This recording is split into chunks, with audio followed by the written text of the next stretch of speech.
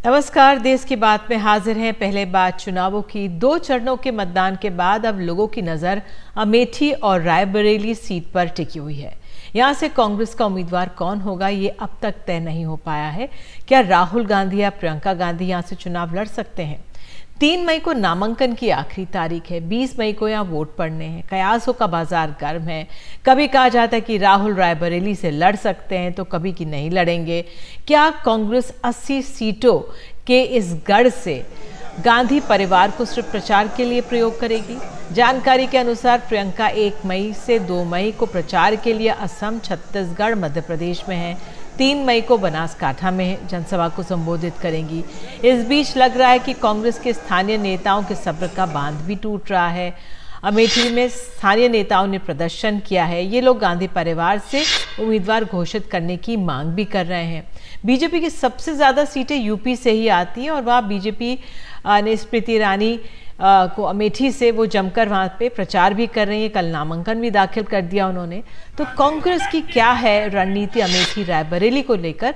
पहले देखिए एक रिपोर्ट।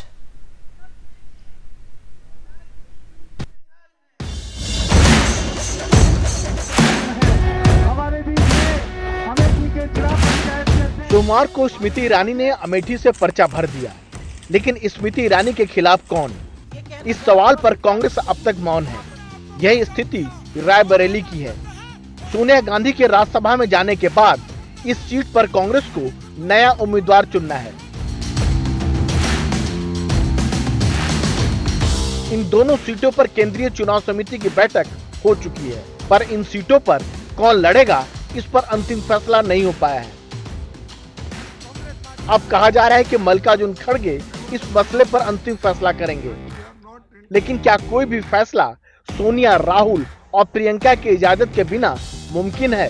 ये कहना गलत होगा कि क्लैरिटी नहीं हुई। वहां पर पूरी तरह से अध्यक्ष जी को ये जिम्मा सौंपा गया है कि वो डिसाइड करें, उनको ऑथराइज किया गया है, वो डिसाइड करें कैंडिडेट कौन होगा।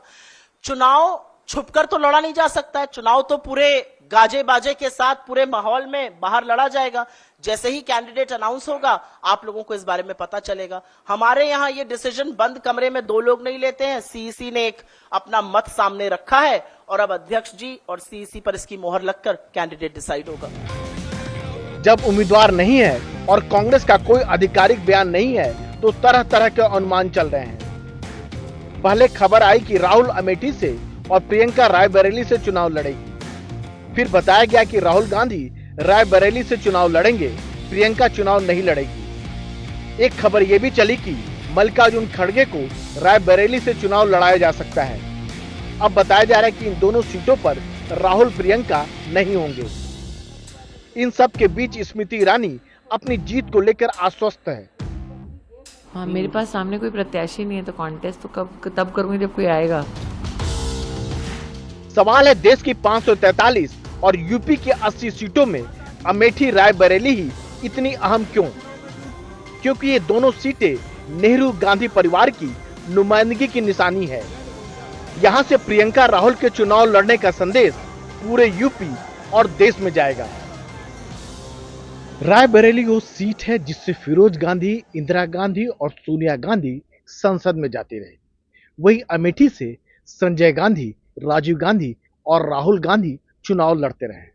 जाहिर है, ये वो पारंपरिक सीट है जिनकी एक विरासत है। इसलिए सबकी नजरें हैं, क्या राहुल प्रियंका इस विरासत को आगे बढ़ाएंगे? नई दिल्ली से राजीव रंजन, एनडीटीवी इंडिया। और इस मसले पर बात करने के लिए हमारे साथ Vinod Sharma, political editor, Hindustan times हैं। सब बहुत बहुत धन्यवाद जुड़ने के लिए। क्या चल रहा है कांग्रेस खेमे में सर? तमाम कयासों का बाजार गर्म है। आप तक क्या खबरें पहुंच रही हैं? जो आखिरी बात जब हमने सुना था, तो तब तक तो ये निश्चित था कि राहुल गांधी लड़ने के मूड में नहीं है। लेकिन बीच में वो ये भी कह रहे हैं कि जो पार्टी फैसला लेगी उसका अनुपालन करेंगे, और फैसला छोड़ दिया गया है खारगे साहब पर। मेरा ये मानना है कि अगर 2 माइंड्स में भी हैं राहुल और प्रियंका, तो उनको ये याद रखना चाहिए कि रायबरेली और अमेठी राजनीतिक तौर पर इलेक्टोरली गांधी परिवार के आनंद भवन है। आनंद भवन तो रिहायशी जगह थी ना, लेकिन पॉलिटिक्स में, इलेक्टोरल पॉलिटिक्स में उनके आनंद भवन जो हैं वो अमेठी और रायबरेली है। खासकर रायबरेली, जहां से फिरोज गांधी भी लड़ते थे चुनाव, इंदिरा गांधी भी लड़ती थी और सोनिया जी भी लड़ती थी। तो इलेक्शन हमेशा जीतने के लिए नहीं लड़ा जाता, अपना दावा पेश करने के लिए भी लड़ा जाता है। और जैसा कि किसी शायर ने लिखा है कि हिम्मत मर्दा मदद खुदा, आप हार भी जाए तो क्या हुआ, लेकिन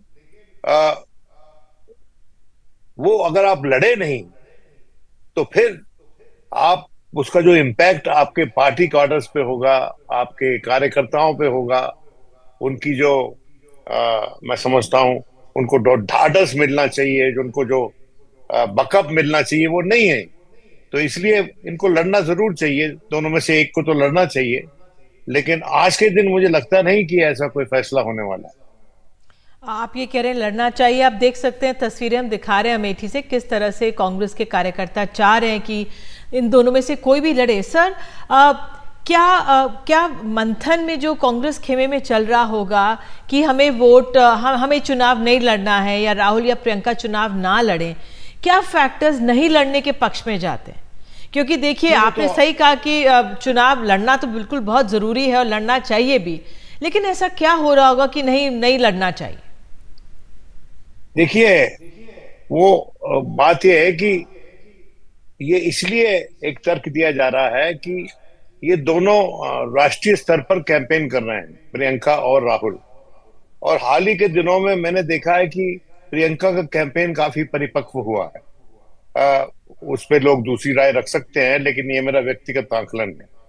तो कांग्रेस की मैं समझता हूँ प्राथमिकता आज के दिन ये होगी कि पार्टी ज्यादा से ज्यादा सीट लाए समस्त भारत में, भले ही उसमें अमेठी और रायबरेली ना हो, लेकिन सीटें पार्टी को ज्यादा मिलनी चाहिए और इंडिया अलायंस को ज्यादा मिलनी चाहिए।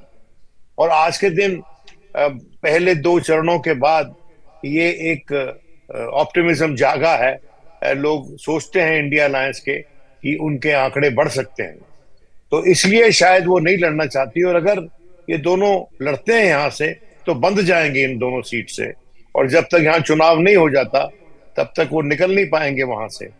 और जहां तक आपने तो कांग्रेस को इतने सालों से समझा है, राहुल गांधी ने कार्यकर्ता को ऊर्जान्वित किया, जो भारत जोड़ो यात्रा, फिर भारत न्याय यात्रा निकाली, और अब अगर कार्यकर्ता जोश में आ गया और नेता ही मैदान में नहीं उतरेंगे, चुनावी मैदान में, तो एक तरह से उत्साह में ठेस पहुंचती है। तो ये बहुत महत्वपूर्ण हो जाता है कि गांधी परिवार का नेतृत्व, भले ही सवाल उठते रहे हो, लेकिन भाई बहन में से किसी एक को तो उतरना ही चाहिए चुनावी मैदान में। बिल्कुल सही बात कही आप, मैं एग्री करता हूं आपसे। और अगर उसमें जीत की संभावना कम भी है तो भी उतरना चाहिए, क्योंकि किसी शायर ने जैसे लिखा है कि गिरते हैं सासवार ही मैदान जंग में, वो तिफल क्या गिरेगा जो घुटनों के बल चले। तो अगर शीर्ष नेतृत्व ऐसा लग रहा है कि घुटनों के बल चल रहा है, तो उसका मैं समझता हूं जो कार्यकर्ता है उनके हौसले पस्त होते हैं। और मैं पार्टी के हित में, कार्यकर्ताओं के हित में, और उनकी डिमांड भी है। देखिए, इनकी जो इकाइयां हैं, अमेठी रायबरेली की इकाइयां या यूपी की इकाई जो पार्टी की है, उनकी तरफ से बहुत दबाव है कि कम से कम दोनों में से एक जरूर लड़े, अमेठी या रायबरेली के सीट के लिए लड़े। और मुझे याद है कि अमेठी की सीट ऐसी सीट थी जहां पर प्रियंका गांधी ने कैंपेन किया था, और 2-4 पब्लिक मीटिंग में वहां पर उन्होंने सतीश शर्मा को इलेक्शन अरुण नेहरू के खिलाफ जितवा दिया था। वो जमाना अलग था, लेकिन आज भी उसकी संभावना काफी प्रबल है, कम से कम इन 2 सीट्स पर। जी बिल्कुल सर, आप जुड़े हमारे साथ, बहुत बहुत धन्यवाद। देखना होगा कब तक ये फैसला लिया जाता है कि राहुल या प्रियंका अमेठी रायबरेली से चुनाव लड़ेंगे या नहीं। बहरहाल, आइए देश की बात में आगे बढ़ते हैं। दिल्ली के मुख्यमंत्री अरविंद केजरीवाल से जुड़ी खबर है कि अरविंद केजरीवाल की गिरफ्तारी को लेकर सुप्रीम कोर्ट ने ईडी से पूछे बड़े सवाल। जस्टिस संजीव खन्ना ने आम चुनावों से पहले गिरफ्तारी के वक्त पर सवाल उठाए हैं। बताएं, आम चुनावों से पहले गिरफ्तारी क्यों? ईडी शुक्रवार को सवालों का जवाब देगी। इस पर अधिक जानकारी दे रहे हैं हमारे सहयोगी आशीष भार्गव।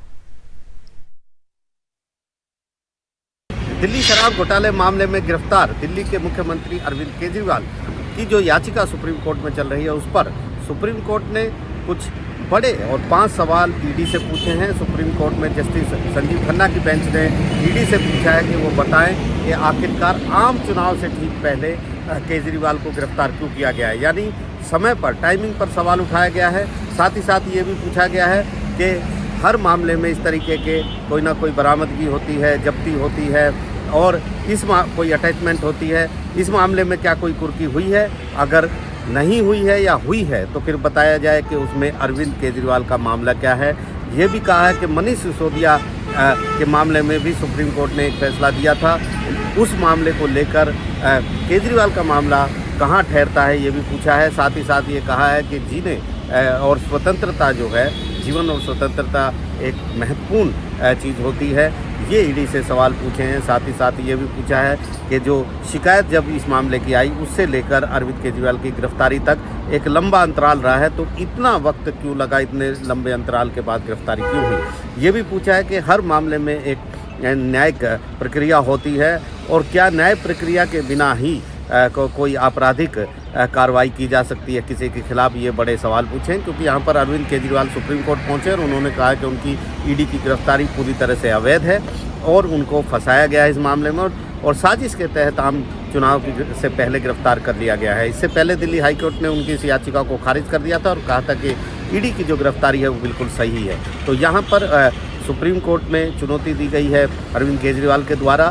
2 दिन की सुनवाई इस मामले में हो चुकी है और ईडी को शुक्रवार यानी 3 मई को इस मामले में अपने जो ईडी के सवाल हैं या सुप्रीम कोर्ट के जो सवाल हैं उन सब सवालों के जवाब ईडी को शुक्रवार को देने होंगे। तो काफ़ी अहम ये मामला हो गया है और अब अगली जो सुनवाई है वो 3 मई को होगी। नई दिल्ली से आशीष भार्गव, NDTV इंडिया।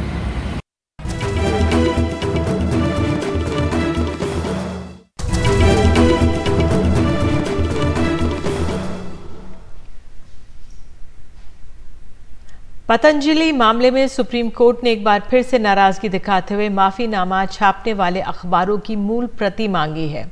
सार्वजनिक माफी वाले हलफनामे को ई-फाइल किया गया है, लेकिन अदालत ने रामदेव और बालकृष्ण को अगली पेशी से छूट दे दी है। अगली सुनवाई 14 मई को होगी। उत्तराखंड सरकार की तरफ से सुप्रीम कोर्ट को पतंजलि के 14 उत्पादों के लाइसेंस निलंबित करने की जानकारी भी दी गई। बताया गया कि हरिद्वार CJM कोर्ट में आपराधिक शिकायत दर्ज की गई है। सुप्रीम कोर्ट ने IMA अध्यक्ष को मीडिया को दिए गए इंटरव्यू को भी गंभीरता से लिया है और कहा है कि क्या इंडियन मेडिकल एसोसिएशन बताएगा कि हमें क्या टिप्पणी करनी चाहिए और हम सुनवाई कैसे करें। कोर्ट ने आपसे बात की, आप कुछ कहना चाहेंगे बाबा जी? हिंदी के जाने माने लेखक उदय प्रकाश की मशहूर कहानी तिरेच पर फिल्म बन रही है। आज इस फिल्म का पोस्टर दिल्ली के PVR प्लाजा में रिलीज किया गया। इस मौके पर लेखक उदय प्रकाश के अलावा फिल्म निर्देशक संजीव के झा के अलावा मुख्य कलाकार चंदन राय मौजूद थे, जो लोकप्रिय वेब सीरीज पंचायत में विकास की भूमिका में शोहरत हासिल कर चुके हैं। इस पोस्टर लॉन्च पर निर्देशक ने फिल्म का परिचय दिया। उदय प्रकाश ने कहा कि बड़े होते शहरों में आम लोगों के दुख, उनके असमंजस और संकट इस कहानी में है, जिसे कई स्तरों पर पढ़ा जा सकता है। चंदन राय ने कहा कि इस कहानी में जो अनकहा है उसने उन्हें बहुत प्रभावित किया है।